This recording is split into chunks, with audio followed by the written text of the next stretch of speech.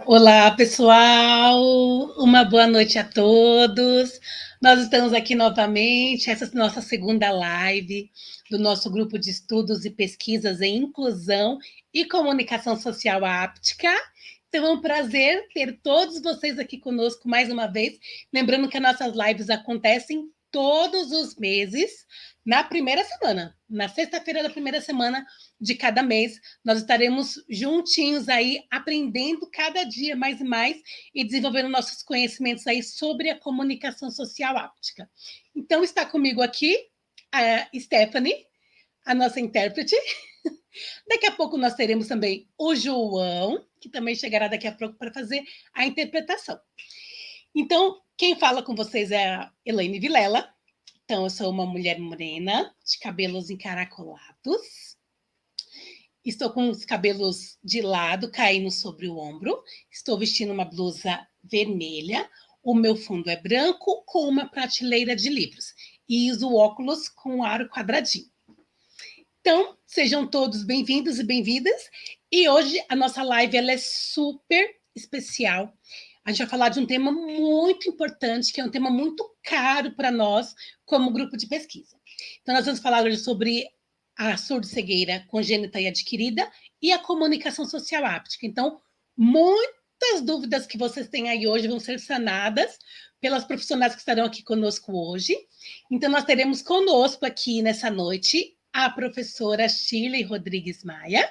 Professora Shirley, por favor, pode chegar. Chegou. Então, a professora Shirley possui graduação em pedagogia, ela tem mestrado em distúrbios do desenvolvimento pela Universidade Presbiteriana e doutorado em psicologia da educação. Tem pós-doutorado na Universidade Federal de São Carlos também, e também ela é diretora da ARIMSA.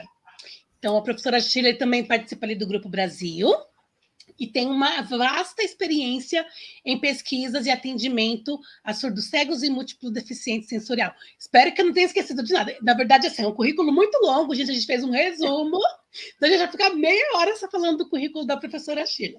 Então, um trabalho incrível aqui junto aos surdos cegos aqui no Brasil. Professora Shirley, seja muito bem-vinda aqui conosco. E eu queria aproveitar e também já chamar a nossa próxima convidada, que é a professora Fernanda Cristina Falkowski. Olá, Fernanda, seja bem-vinda.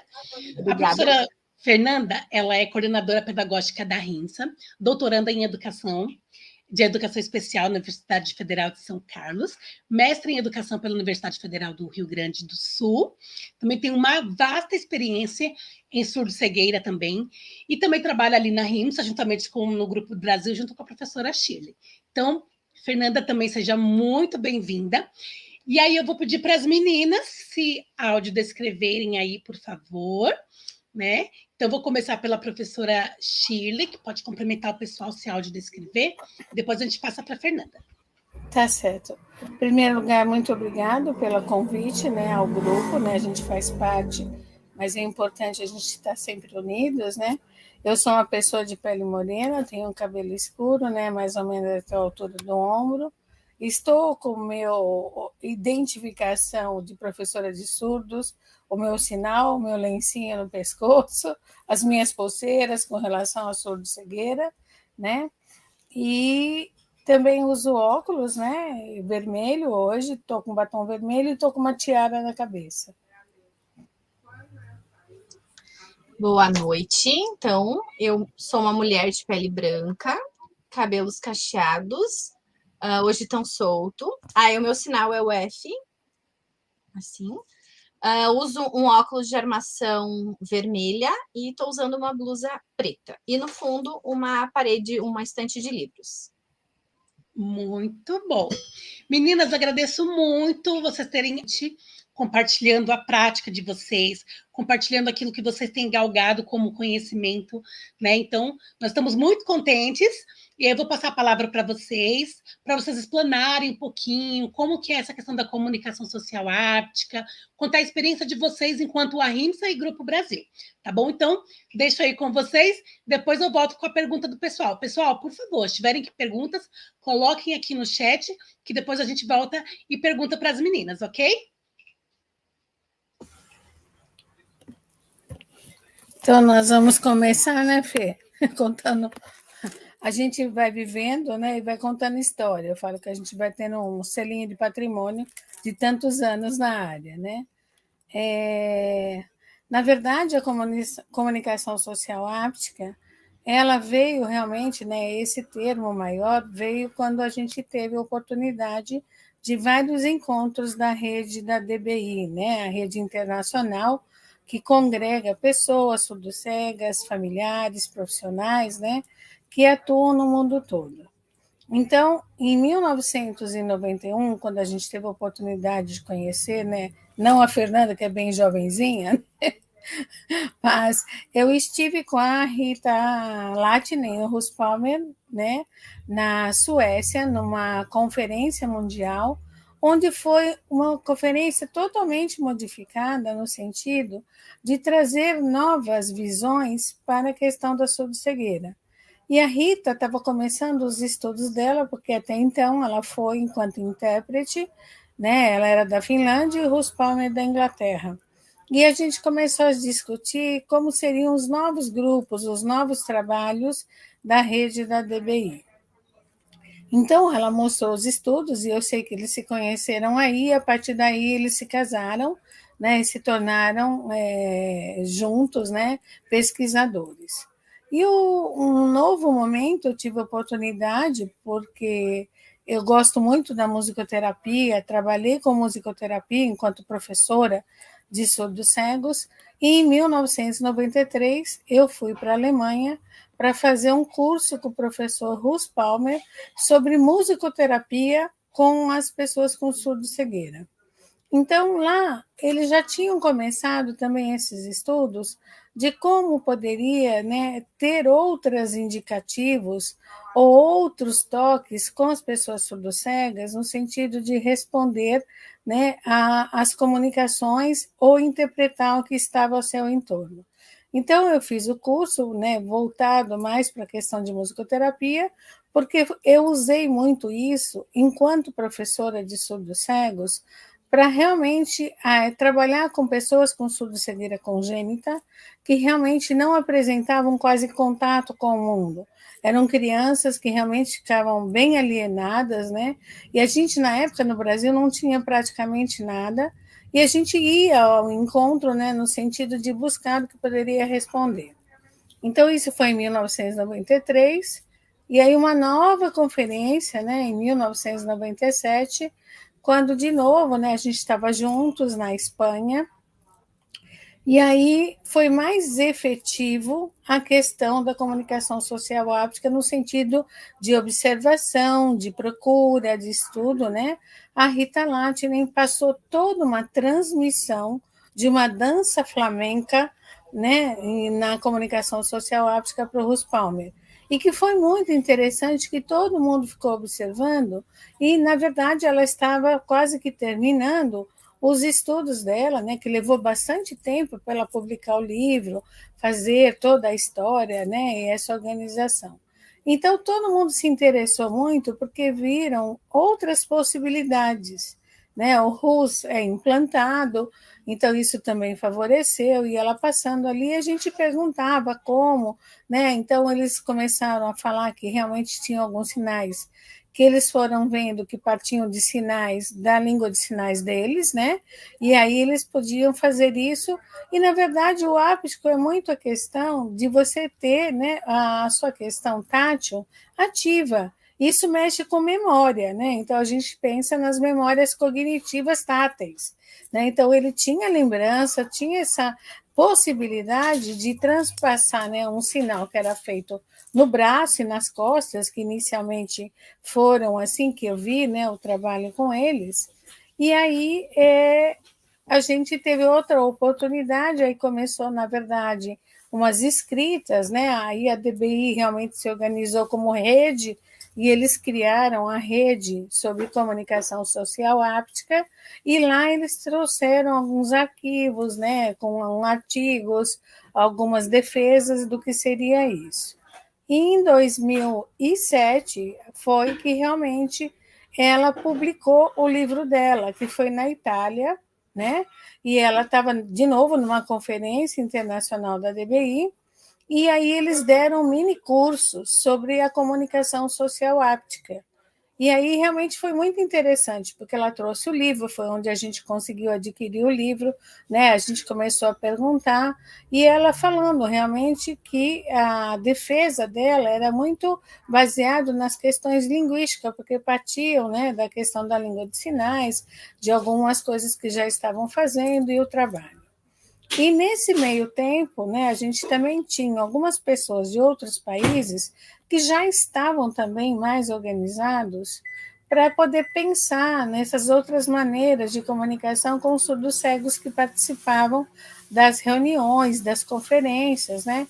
E existe uma reunião que é a Conferência Mundial Helen Keller, que já, né, depois dessa conferência, aconteceu uma em Filipinas, onde o pessoal da Noruega, que foi o primeiro grupo que trabalhou com a Rita Latinen, né, que realmente fizeram, começaram a usar, né, a questão da comunicação social áptica, mas como uma verdade, mais um tipo de comunicação, né, na questão de ter uma comunicação a mais, não baseado nas questões linguísticas que elas se propuseram. E aí é onde a gente teve, né, o Brasil participando nessa reunião de Filipinas, com vários surdos cegos, né, o Carlinhos, o Carlos, o Jorge, né, foi também o rapaz de Santa Catarina, o Abidel, várias pessoas que participaram. E aí, né, houve um envolvimento muito grande, tanto do Hélio quanto do Carlinhos, para aprender com esse grupo da Noruega, esses trabalhos todos. E realmente a gente não tinha conseguido ainda trazer, né, a Rita Latinen, na verdade, e o Russo, porque eles tinham muitas coisas de agenda, de trabalho. E em 2015 nós conseguimos trazer ele para o Brasil para levar, né, para o Rio Grande do Sul, pela uma parceria com a Universidade Federal de Santa Maria, que a gente pudesse fazer pequenos workshops para as pessoas entenderem o que era a comunicação social áptica. E aí a gente estendeu isso também para São Paulo, então foram os únicos lugares, né, que a gente quis trazer, e quem realmente começou todo esse trabalho foi a Rita Latinen e o Russ Palmer através desses trabalhos. A Noruega depois, e depois os Estados Unidos com a questão do protátil, que também parte, né, de sinais criados por pessoas surdo-cegas. Então, assim, a gente sabe que nesse mundo acadêmico, né, de pesquisa como a gente está, muitas pessoas começam a ver as possibilidades. E aí, realmente, cada um parte por uma fundamentação, né, por uma teoria. E, na verdade, a gente gosta muito, né, o Grupo Brasil, do trabalho da Rita Latinen e do Russ Palmer. Não que a gente não veja as outras fundamentações, né, Fernanda? Eu acredito que a gente tem estudado, a gente tem tentado trabalhar. Nós também trouxemos o professor, né, da Universidade da Gallaudet, o Steve Collins, para falar sobre a questão, né, da Librastat, como surgiu isso, essa organização. E aí a gente foi percebendo também com os surdos-cegos do Brasil, né, porque, na verdade, a gente não tinha ainda uma organização de associações, né, ou pessoas surdo-cegas que estavam assim, empoderadas, né, no sentido de poder responder. E isso falando dos surdos-cegos adquiridos, não dos congênitos, né? E aí a gente viu que algumas coisas a gente acabou realizando, né, inicialmente com eles, até no sentido de fazer combinações para que pudesse ser mais rápido, né, para o guia intérprete e tudo mais, a questão de comunicação. Então, os combinados de sinais para fazer nas mãos, né, ou fazer algum sinal que era próximo para fazer no braço, algumas vezes nas costas. Então, na verdade, a gente foi tentando fazer esse trabalho e pensando realmente o que poderia ser isso no futuro, ou até mesmo hoje, como a gente discute com a Rita Latinen, né, essa questão da pessoa surdo-cega. Né? Então, na verdade, a comunicação social áptica tem que ser feita com o surdo-cego, porque são eles que detêm a questão de poder fazer a interpretação. Se ele não tem um tato ativo, né? Então, essa questão do áptico deles não estarem ativo, é difícil fazer a conexão com cognição. Então, aí, na verdade, o que acontece, né? Nem todos os surdos cegos têm alguns que têm algumas diferenciações, né? Então, para toque, para sinais, a gente já tem isso nas questões de regiões, né? Então, o surdo cego do Rio tem alguns sinais que não tem em São Paulo, e vice-versa, assim vai indo. Então, quando começou realmente o trabalho muito grande que o Hélio tem feito com o Carlinhos, essa divulgação e todo o trabalho, né? E isso foi bastante interessante, porque o Carlinhos começou a ver que isso favoreceu muito ele. E quanto ele teve de crescimento como pessoa com surdo-cegueira e essa identidade que ele tem hoje e a defesa que ele tem. E aí a gente viu assim que muitas pessoas começaram a fazer os cursos e acharam que seria muito interessante. E aí, quando eles tinham contato com outros surdos-cegos, as pessoas surdo-cegas não entendiam o que acontecia, porque o sinal foi organizado com Carlinhos e não com os demais, que às vezes não tinha a mesma experiência. Então, essa é uma discussão que a gente está tendo, né, como pesquisa, né, como trabalho em conjunto, né, mesmo com o Hélio a gente discute bastante, né, a gente tem uma parceria, né, do trabalho que a gente faz da formação de guia intérprete, a gente traz um pouco do que é essa teoria, né, que a Rita Latinen tem com relação à comunicação social áptica, mas, na verdade, é algo que a gente tem tentado, né, e tem feito com esse grupo de adultos. Quando a gente volta a isso, né, pensando na comunicação social áptica com a criança com surdo-cegueira congênita, na verdade, a gente pode usar de maneira que a gente possa, a criança vir a perceber e a entender essa questão do o áptico ativo, né, o quanto que ela interpreta, né, o quanto que ela consegue ter desse contato, desse toque, uma informação e que ela tem uma decodificação. Eu não sei se a Fernanda quer complementar aqui alguma coisa sobre isso, né, Fê? Na verdade, o que eu fico pensando bastante quando a gente chega na prática, né? Que não é assim, agora eu estudei a comunicação social áptica, eu vou chegar, vou usar com surdo cego e ele vai sair fazendo tal e qual eu imagino que seja. E a maior diferença é bem o que tu falou do congênito e do adquirido. Então, porque a gente tem que lembrar que o adquirido, ele já tem uma forma de comunicação pré-estabelecida, né? Às vezes, a comunicação social áptica realmente ela vai entrar num viés muito mais complementar, diferente do congênito, que vai fazer muito mais parte da comunicação mesmo.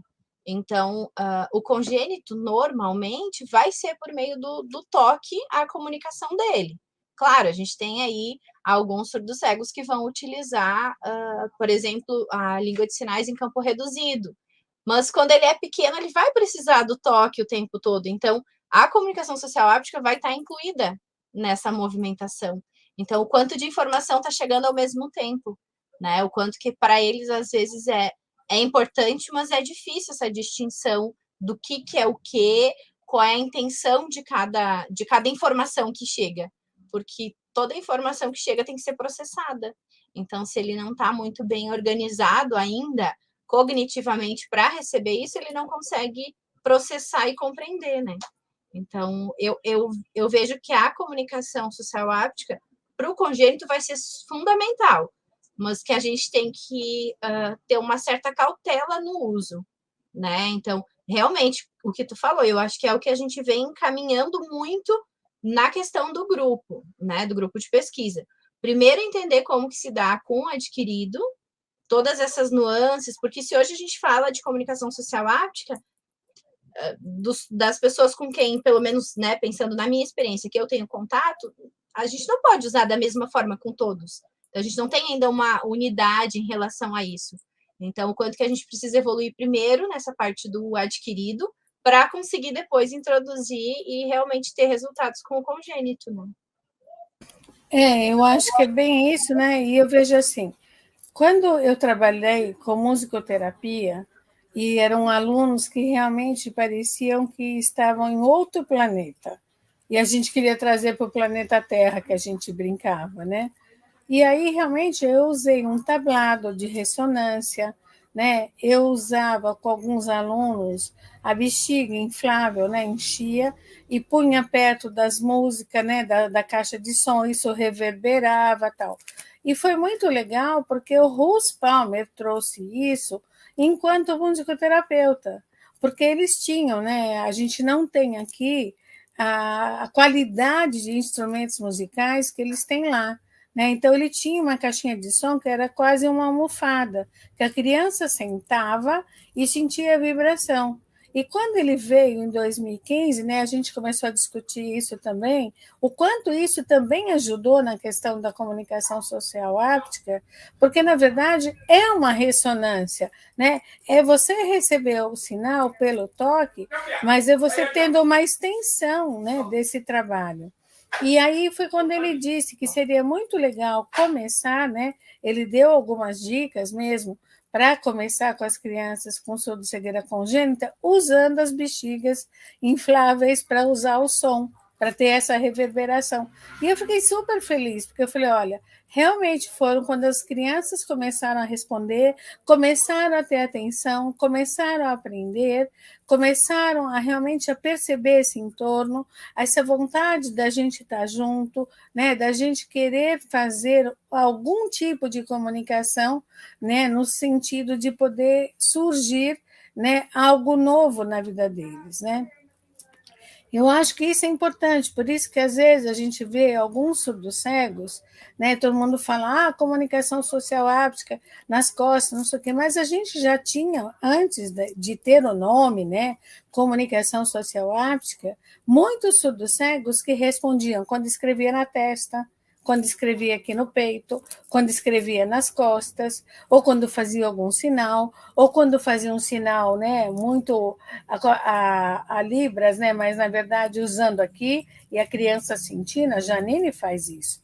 A Samara faz, a mão dela está aqui, e a da Janine está aqui, ela faz o tempo inteiro e isso ela capta. Ou como a gente tinha algumas surdos cegas, né, que pegava no pulso, não sentia nem tão pouco a questão do movimento, mas sentia as terminações nervosas, né, do movimento do sinal em si. Então, eu acho que é algo que, né, esse nosso grupo de estudo, a gente tem tentado, né, estudar exatamente isso. Eu acho que a gente tem muito ainda para estudar, muito ainda para fazer, né, o quanto isso é importante, né, e aí a gente pensar realmente que isso vai ser diferente realmente para o surdo cego congênito e o adquirido, e que pode ser diferente para o surdo cego, por exemplo, que usa a Libras tátil e aquele que tem fala ampliada, né? Porque, na verdade, ele está partindo de um outro referencial, né? No sentido de poder estar ouvindo e tentando interpretar. E, de repente, ele tem uma modalidade tátil para interpretar ou complementar aquilo que está sendo dito, né?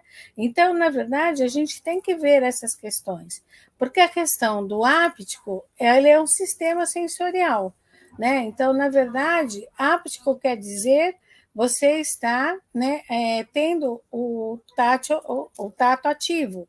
Então, a gente usa isso, na verdade, na surdo-cegueira, né, não para questão só de recebimento de informação, mas é porque o toque, né, é isso que vai levar, por exemplo, a criança surdo-cega congênita, quando a gente diz sempre toque ela do mesmo jeito, para que ela possa ter essa memória, ela possa entender quem é essa pessoa, porque, na verdade, o nosso toque, ele tem uma expressão, ele tem uma energia, né? Ele tem, na verdade, uma intensidade, e a criança vai fazendo isso, né? Eu sei que tem algumas pessoas que estão usando a questão do áptico, né, na verdade, para a questão da surdo-cegueira, mas, na verdade, esse áptico tem a ver com a questão de cognição tátil. né? Que isso o Jude trouxe para nós. O Jude, o Nicolas, né? Ele também é da Noruega, ele é um neuropsicólogo, ele tem vindo, já veio várias vezes aqui para o Brasil, né?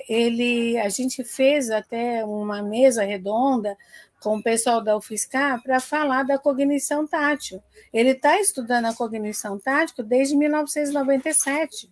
Né? Como que a criança surdo-cega usa esse tato ativo, essa questão do canal áptico, né?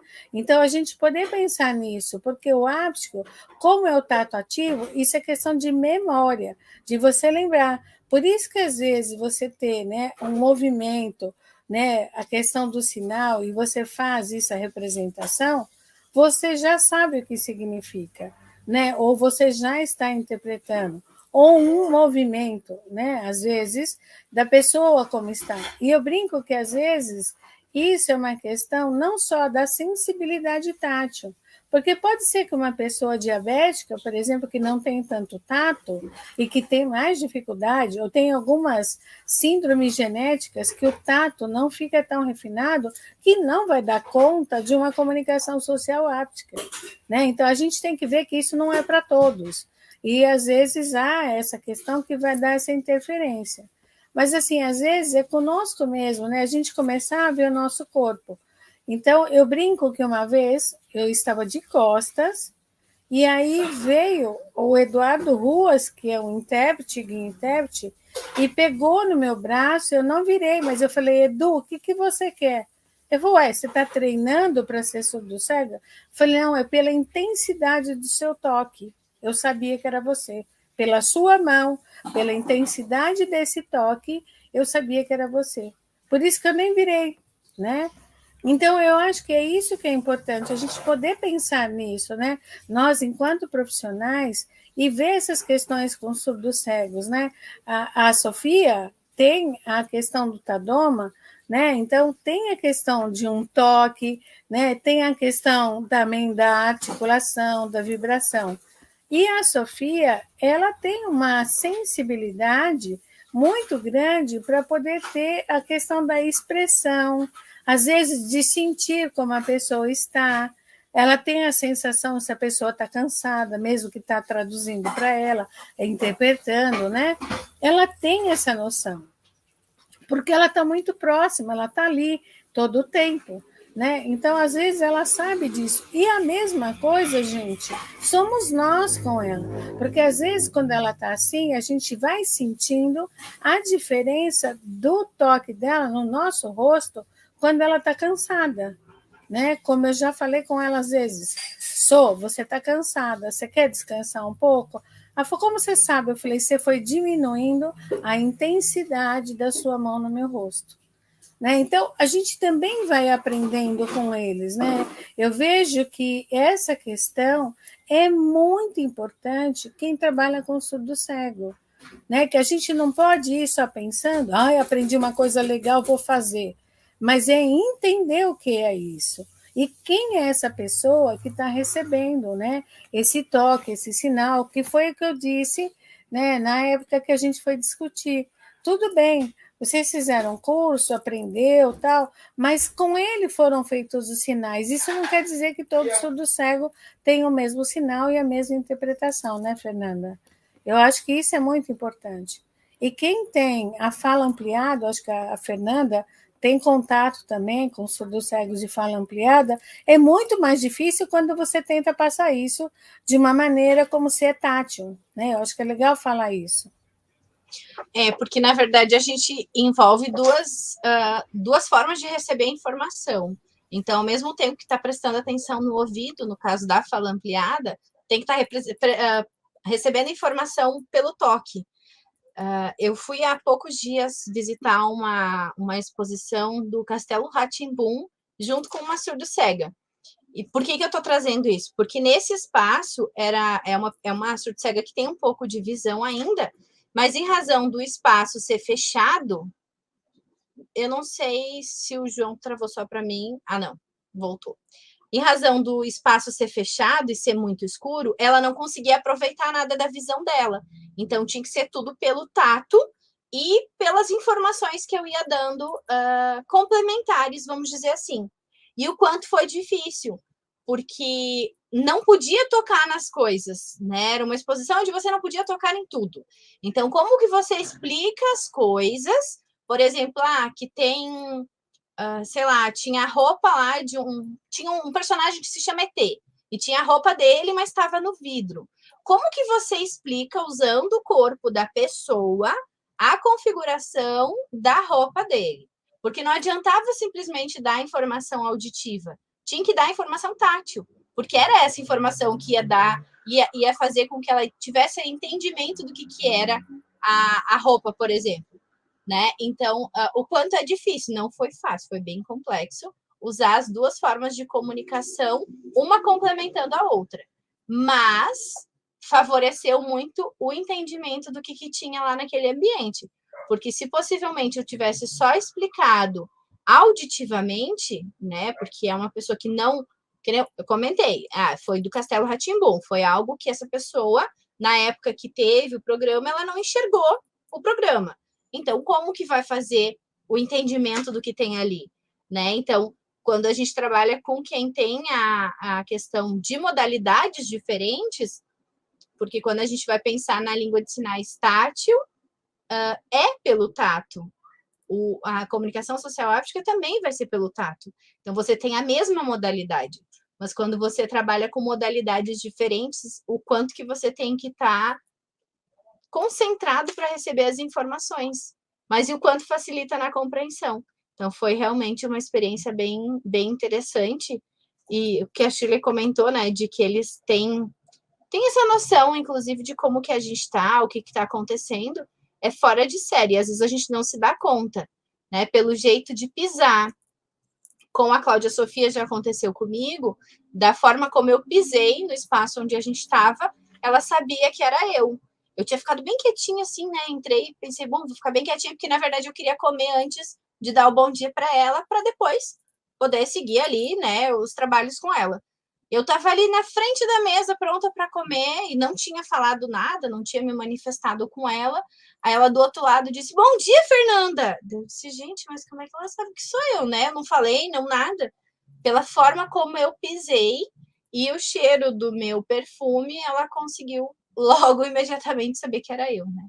Então, eles têm isso muito forte, a gente não se dá conta.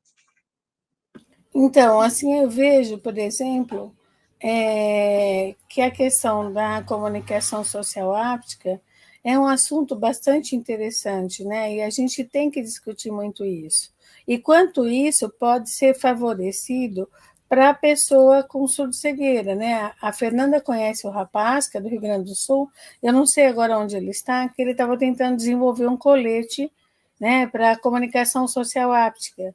E ele veio aqui em São Paulo para fazer o treinamento, né? E assim, não, na verdade, não era um treinamento.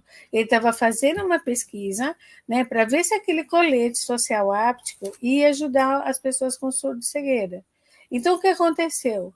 Quem tem uma alta concentração e sensibilização tátil conseguia responder para ele muito mais fácil com os toques que vibravam os coletes. Os que já tinham mais dificuldade de poder ter a informação, tanto com a Libras tátil e mais outra informação, ou tinha uma dificuldade de concentração, tinha dificuldade também para responder. Né? Então, às vezes a gente pensa que é fácil e é uma forma que todos vão generalizar. E, na verdade, a gente viu isso com os surdos-cegos. Quando a gente também tentou uma luva, né, para fazer a comunicação. Então, a sensibilidade tátil mostrou que, por exemplo, para a Sofia, ela não podia usar, porque ela tinha, quando fazia, né, dava os toquinhos, reverberava o braço dela inteiro. Né? Então, ela não conseguia responder porque ela se sentia mal, porque o toquinho que dava aqui fazia com que todo o braço dela respondesse. Em compensação, tinha um surdo-cego, né, que tinha também diabetes, ele adorava, porque ele sentia. Era mais intenso do que só um toque.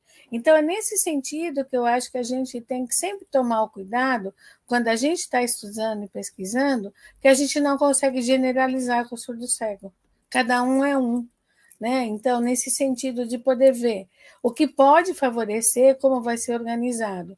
Eu, sinceramente, né, de todas as pessoas que eu já vi, né, na questão do uso da comunicação social áptica, né, na Europa, realmente as respostas do Russ Palmer é algo impressionante. Eu sei que tem outros surdos cegos, mas o Russ Palmer realmente é de uma sensibilidade grande. Nós tivemos a oportunidade, eu e a Fernanda, em 2018, de estar num congresso, né, nos Estados Unidos, onde estavam sendo treinadas pessoas surdo-cegas e pessoas surdas para a questão do protátil. Né? Então, realmente, o professor tinha que dar dicas, algum com mais facilidades, porque, na verdade, as pessoas surdas tinham que se espelhar lá na pessoa que estava fazendo a interpretação, e quando a gente fala espelhar, não é tentar só reproduzir, tem que entender como vai atender a pessoa surdo-cega. Né? Então, a gente viu várias maneiras de como realmente todo o treinamento tem que ser feito com essas pessoas.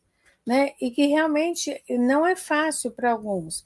Alguns têm mais as dificuldades. A gente brinca, como tinha antigamente pessoas, eu não consigo fazer o alfabeto, porque tem que dobrar a mão, fazer isso, fazer aquilo. Né? A mesma coisa acontece com a questão da comunicação social áptica. Né? A gente tem que entender nesse sentido a profundidade, né, que esse toque vai ter e que vai trazer à pessoa a possibilidade de interpretação. Né? E eu vejo assim uma menina, né, acredito que a Márcia Noronha, que está aqui no nosso grupo de estudo e pesquisa, ela teve uma menina que era do IBC, que tinha uma síndrome de grandes deformidades, ela tinha uma deformidade física, mas que aprendeu muito com a questão de Libras e Braille, que a gente fala, meu Deus do céu. Mas o melhor jeito dela de comunicação com a família era escrever na bochecha. E era muito mais rápido. E aí, o dia que eu vi, eu falei, por que estão tentando o Libras tátil? Tudo bem, ela responde, mas olha o esforço físico que essa pessoa faz. Né? O que a gente tem que pode trazer para ela que é melhor? Então, a gente vê que as pessoas surdo-cegas, né, elas mostram para nós que realmente o mundo, né, traz muitas possibilidades. E que as possibilidades têm que ser, na verdade, compartilhadas, né? E a gente tem que entender essas necessidades. Então, eu acho que isso é o fantástico, né, nessa questão de trabalho, né, Fernanda? Da gente poder ver isso, como a gente tem tentado ver com as crianças surdo-cegas congênitas, né? Como que eles podem interpretar, como que eles podem entender esse primeiro processo, né? Principalmente essas crianças que têm outras lesões neurológicas, como que elas vão interpretar, né? Ou tem uma disfunção de integração sensorial, que aí realmente não interpreta a informação sensorial que vem pelo tato, ou crianças que têm autodefesa, né? Tem defensidade tátil. Então, tem tudo isso que promove para a gente um universo de conhecimentos que a gente vai aprender só com eles mesmos. Não sei se a Fernanda quer complementar. Não, tu falou tudo. Então, eu não sei se a gente, na verdade, a intenção dessa live é a gente poder falar um pouco disso, né? E falar um pouco do que a gente tem feito ao longo dos estudos, dos trabalhos, né? Como a gente, assim, da mesma forma que a gente tenta entender a questão da comunicação social áptica para poder trabalhar melhor e ter melhores condições de atuação com o surdo-cego adquirido. Acho que o intérprete travou, né? Agora foi. Então, assim, o que o surdo-cego adquirido possa ter, da mesma maneira, a gente tem estudado muito a questão da integração sensorial, né? As questões de como a criança congênita precisa dessas interpretações e realmente receber e ter cognição tátil, para ter um tato ativo, para que realmente use de maneira adequada para a vida deles. Né? Porque, na verdade, uma coisa está ligada na outra, e às vezes a gente esquece, né, que toda essa compreensão que a gente vai pretender a nível de comunicação social áptica vai vir a partir da integração sensorial. Então, todos esses sentidos, eles vão dar um retorno final, que se um deles tiver alguma coisinha que não tiver muito de acordo, vai prejudicar. Então, a gente costuma pensar só ali naquelas coisas básicas de sentido, né? Visão, audição, o tato acaba entrando, o olfato, paladar, mas a gente esquece os outros detalhes. Então, aquela criança que não consegue permanecer em pé, ou não fica em pé, ou então tem dificuldade de ficar em pé, o quanto que isso vai influenciar, muitas vezes, negativamente para esse desenvolvimento do tato. Então, quando a criança não consegue caminhar sozinha, ou não consegue se manter sentada, né, que ela precisa de ajuda, o quanto que isso vai influenciar. Então, a questão do sistema vestibular, o sistema proprioceptivo, o quanto que cada um deles vai impactar nesse desenvolvimento ou não de uso do tato, porque nem todos vão usar, embora a gente queira, nem todos também vão usar, né? E como que a gente vai fazer as escolhas para que haja realmente um uso com sentido. Então, daqui a pouco, não só nós, enquanto profissionais que estamos do outro lado, passando informações ali para a criança e a criança não processando. Então, essa importância de também a gente ter essa clareza de que nem todos vão processar a informação como deve de ser, né? E quais as adequações que a gente vai ter que fazer para que ele possa acessar mais facilmente, né? Então, né, a questão da libras tátil. Se eu pensar numa criança surdo-cega congênita, como a gente já teve experiência com algumas crianças, eu estou aqui na frente dela fazendo. E aí eu acho que ela está interpretando tudo porque eu estou dando sinal. Às vezes a criança, ela sente isso como um movimento, e não, na verdade, como uma questão de uma língua. Mas, de repente, se eu consigo fazer a associação desse movimento, fazer o mesmo movimento no corpo, né, e mostrar alguma coisa que seja referente a isso, ele consegue fazer a interpretação que aquele movimento que fez aqui é o mesmo que está aqui e é o mesmo que está ali, talvez um objeto, né? Então, isso é muito importante, né? A gente pensar nesse sentido da pessoa com surdo-cegueira congênita. Como fazer isso, né? Parece que tudo está no ar, né? As coisas estão aqui, mas que significação tem essa se ela não era a língua dela? Porque, na verdade, ela está aprendendo uma língua, né, que é de uma outra comunidade, né? Então, por isso que, às vezes, né, a gente já discutiu muitas vezes com algumas outras pessoas internacionais que, na verdade, se pensar na comunicação, né, na língua do surdo-cego, ele começa a partir do toque, né? Seja ele adquirido, seja ele congênito, porque, na verdade, é o reaprender. Então, por exemplo, se a pessoa tinha visão e perde a visão, ela vai ter que reaprender tudo por meio do toque.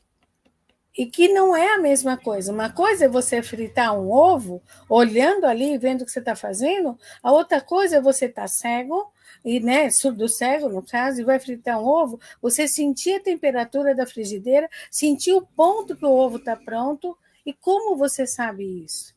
Como é que você faz esse momento dessa organização, né, desse tempo e espaço? Então, isso é muito legal, né? A gente teve um surdo-cego que falou isso. Uma coisa é você aprender quando você tem um pouco de visão e ainda tem audição, que você consegue ter os sons para entender como está, e depois você não tem, você tem que sentir, você tem que aprender a entender esse toque para que realmente tenha uma resposta, né? Então, eu acho que é isso que é legal, e é isso que a gente vê, as possibilidades que o surdo-cego tem, né? Como que eles usam isso, e de que maneira vai interpretando cada vez mais. Eu não sei se tem alguma pergunta, Elaine, alguma coisa, né, que possa ampliar, né, ou falar um pouco disso.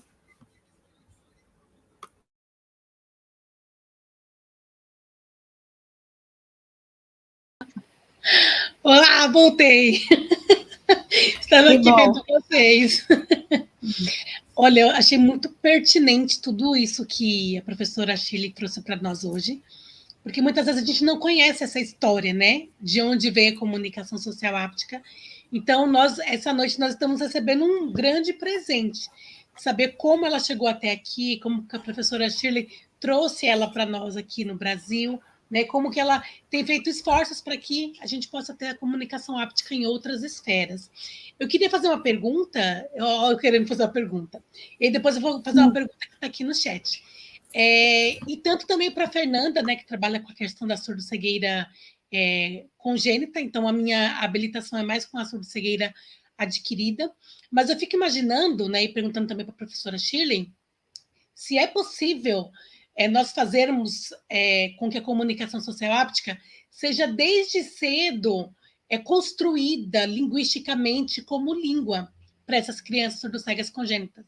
Porque lá na Finlândia já tem toda uma estrutura linguística da comunicação social áptica, e aqui nós estamos construindo. Né? Então, é uma perspectiva do nosso grupo de estudos e pesquisa. Mas vocês acham que é possível uma criança surdo-cega, desde a tenra idade ali, desde bebê, já iniciando lá com os toques e estruturando linguisticamente a comunicação social áptica? Vocês acham que é possível? Vocês veem essa possibilidade? Olha, Helena, eu vou te dizer, se for uma criança surdo-cega congênita sem nenhuma interferência neurológica, né, questão de conexão cerebral, essas coisas, eu acho que é possível. Eu já vi bebês, né, surdo-cegos, que a gente conseguiu trabalhar a língua de sinais. Então, eu acho que consegue. Quando envolve uma criança que tem uma lesão, né, ou alguma questão de conexão cerebral, é mais difícil um pouco, mas não é impossível. Né? A gente vai ter que trabalhar, né, e testar isso com a pessoa no sentido dela poder começar a compreender o que faz sentido ao redor dela, tá? Então, eu acho que tem as duas coisas. Eu acho possível, sim. Né? Se a gente conseguir ter essa estrutura com os surdo-cegos adquiridos, a gente começar a ver essa questão, né? Quem nasceu surdo e ficou surdo-cego, quem nasceu cego e ficou surdo, ou quem ficou surdo-cego, eu acho que a gente tem que ter muito claro isso para nós, como que é essa apreensão, né, da questão da comunicação social áptica. E que isso vai nos ajudar com essas pessoas congênitas. Essas que não têm as lesões neurológicas, né, nem uma questão de cognição, mas também as pessoas que têm essa dificuldade e que pode ter isso sim, né? Mas como nós trabalhamos isso? Eu vejo que sim, né? Não sei se a Fernanda quer complementar. Na verdade, eu concordo com a Shirley e eu acho que realmente a gente tem que ter muita compreensão do que é e como que vai se usar a comunicação social áptica. Porque se a gente pensar, ela é algo nova, né? É algo novo que a gente está começando a discutir. Aí a gente vai para o campo da língua de sinais, né? A língua de sinais já existe há tanto tempo, a gente vem com essa perspectiva da língua de sinais tátil, e a gente vê que às vezes ainda está engatinhando nesse sentido. Então, o quanto que a comunicação social áptica, por ser algo muito mais novo, vai ter que ter, porque a gente vai ter que ter essa compreensão, né? O que é, como é que se divide? Se a gente for pensar hoje, dentro do nosso grupo, e a gente for discutir, talvez a gente ainda não tenha tanta clareza. Por quê? Porque a gente está numa construção. Então, eu acredito que quando a gente tiver a construção da parte teórica, aplicando na prática, ter bastante, eu digo bastante resultado, porque a gente tem que ter alguma coisa mais palpável, né? Sim. Aí sim é possível de pensar. Assim como a gente sabe que a língua de sinais tátil é possível para o surdo-cego congênito. Então, no mesmo sentido, uma coisa é possível tanto quanto a outra. Mas a gente precisa... A gente tem um caminho bem longo. Bem longo, né? Nós temos uma longa jornada, né, com o grupo de pesquisa. É porque, assim, a língua de sinais, a Libra já é estruturada linguisticamente.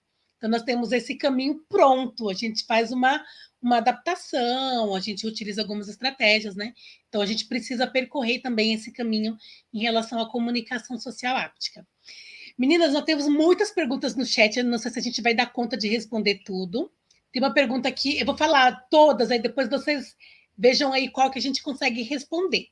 Tem uma da Caroline, ou Caroline, que fala, gostaria de saber quanto tempo de prática e treinamento junto com a pessoa surdo-cega no dia a dia para você conseguir ter uma comunicação fluente. Foi o que entendi aqui da pergunta da Caroline. Tem uma pergunta também do Walter, falando se é invasivo pensar numa situação em que um homem de intérprete toca numa mulher surdo-cega para fazer a comunicação social áptica. Eu entendi que é essa pergunta aqui também que o Walter fez. Então, assim, tem outras coisas também que eles colocaram, que estão gostando muito da live, que estão gostando muito das informações, que estão aprendendo muito, que é muito bom. Mas aí tem essas duas perguntas assim que são mais instigantes, né? Falando do tempo de prática, né, de convivência ali, de treinamento com esse surdo-cego para deixar essa comunicação fluida. E essa pergunta do Walter também, essa relação do toque que a comunicação áptica ela proporciona. Meninas, deixo com vocês para responder. Então, eu vou dizer uma coisa assim, é difícil determinar um tempo. Eu acho que envolve outras questões, empatia entre o surdo-cego e a pessoa, segurança, confiança, né? Eu acho que tudo isso envolve, né? Se tem tudo isso, pode ser que o tempo diminua, mas se tem uma dificuldade, mesmo na questão de empatia, de confiança e segurança, isso não vai se dar tão fácil, né? Então, eu vejo muito isso, o surdo-cego, quando ele confia, tem segurança, né? Tem empatia, ele flui, né? Às vezes, é o que disse a Fernanda, a Cláudia, realmente, eu não preciso, às vezes, nem tocar nela, que ela já sabe a minha voz, meu tom de voz, né? Ela já sabe como ela soube andar. Mas se tem outras pessoas, são mais difíceis. Eu acho que esses são alguns caminhos para você conseguir chegar lá, né? Se você pensar, né, no surdo cego total, é uma vulnerabilidade muito grande ele ter esse toque. Quem é essa pessoa? Quem é que me toca? Né? Porque se alguém põe a mão, a gente treme. Nós que ouvimos e enxergamos. Você imagina uma pessoa surdo-cega que nunca viu essa pessoa. Né? Eu já tive uma vez com a Sofia num evento, numa das universidades, que a pessoa chegou assim para mim, eu quero falar com ela. Eu falei, você espera um momento, eu vou dizer que você quer falar? Não, eu vou falar com ela. Tirou assim a mão da Cláudia Sofia do meu rosto e pôs na dela. A Sofia falou, que isso? Tira a mão. Começou a gritar.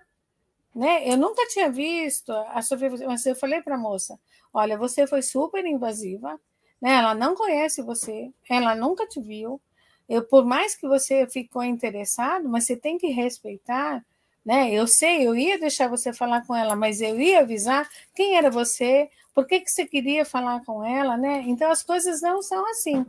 Então, nesse sentido, a questão de treinamento vai muito disso, de empatia, de segurança, de confiança, né? Eu acho que é muito isso. Quanto à segunda pergunta, né? Depois eu vou deixar a Fernanda complementar aí, eu acho que não tem nada quando você não tem a intenção da relação homem-mulher. É a relação profissional, é ético, né? Estou lá fazendo a mesma coisa, eu, mulher, fazendo alguma coisa com surdo cego, né? Então, eu já vi muitos guias intérpretes, homens com mulheres, e numa boa, porque não tem a intenção, nesse sentido, do toque homem para com a mulher. Eu estou ali cumprindo o meu papel e estou fazendo algo que é para alcançar essa surdo-cega a informação maior, né? Eu penso assim. Não sei o que a Fernanda quer complementar. Na verdade, eu vou ficar mais nessa última pergunta, porque a gente tem alguns parâmetros que a gente usa também, quando a gente vai interpretar, não só se é homem com mulher, porque hoje em dia você tem relacionamentos de mulher com mulher e homem com homem. Então, se a gente for pensar só de homem para mulher, isso não. Hoje em dia já não cai, não é mais só essa a regra, né? Então, independente do gênero que a pessoa, qualquer gênero, tanto homem com mulher, quanto mulher com mulher, a gente tem regras que a gente vai usar. Onde você vai tocar, como você vai tocar. Então, se é uma pessoa que é muito sua amiga ou que é uma pessoa da sua família, você tem uma certa liberdade para alguns toques, algumas coisas mais íntimas que talvez você não faria com outra pessoa, né? Então, os locais que você toca, a gente que trabalha com a língua de sinais tátil, eu atuo muito com homens, né? E nunca tive nenhum problema, assim como eu atuo muito com mulheres também. Mas é a questão do tipo de toque. Aonde você toca? Você tem lugares para tocar. Então, eu acho que vai muito da parte ética, como a Shirley falou, né? Eu, enquanto profissional, o que eu estou fazendo aqui? Qual é o meu papel neste momento?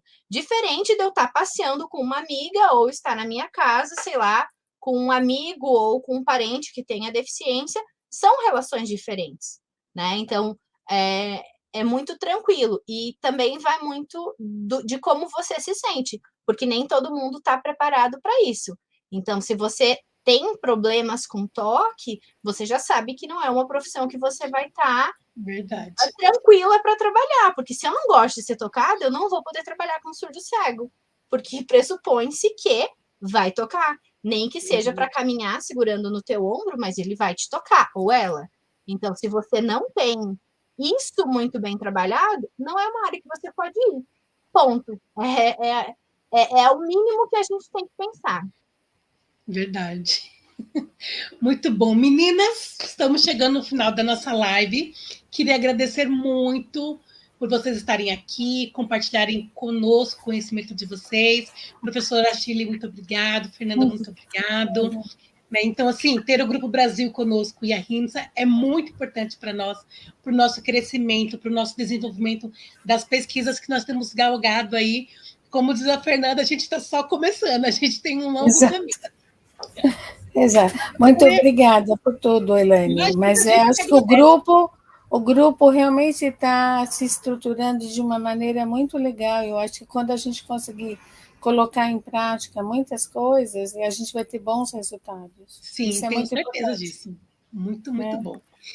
E eu queria também agradecer a presença do João, que nos auxiliou aqui na interpretação, também a Stephanie, também agradeço muito, e também o professor Warley, que está aqui nos bastidores, aqui organizando a parte técnica, né, da produção da nossa live, e queria agradecer a todos vocês que estão aí conosco, que participaram, que contribuíram, que fizeram perguntas. Então, e vocês estão super convidados a voltar o mês que vem, tá? O mês que vem a gente tem live de novo, e divulguem aí, tá? O grupo onde vocês forem, a produção do grupo. Então, acompanhem no Instagram. Olha, tá aí o @gpix. E nós vamos aguardar vocês. Gente, uma excelente noite para vocês e muito obrigada por ter ficado conosco até agora. E eu vou pedir para que a professora Shirley e também a Fernanda se despeçam. Eu que agradeço uma oportunidade, né? Mais um momento para a gente estar falando. E a gente vendo assim, né, que apesar de tantos anos, a gente está sempre aprendendo. Então, isso é muito bom. Muito obrigada, Elaine, ao grupo, aos meninos que estiveram conosco interpretando, a professora Arley, que também está apoiando. Obrigada. Um bom final de semana para todos, bom descanso. Obrigada. Eu também queria agradecer não só a oportunidade de estar aqui hoje, mas também de fazer parte do grupo, né? O quanto isso é importante para o meu crescimento, para a minha atuação e poder compartilhar. Então, só agradecer a todos, né? E um bom final de semana para todo mundo. A gente que agradece, Fernanda, professora Shirley, meninos, e uma excelente noite para vocês. E sigam o GPix lá no Instagram. E o mês que vem a gente se encontra aqui, nesse mesmo horário, na primeira sexta-feira do mês. Tá bom? Beijo a todos. Tchau, pessoal.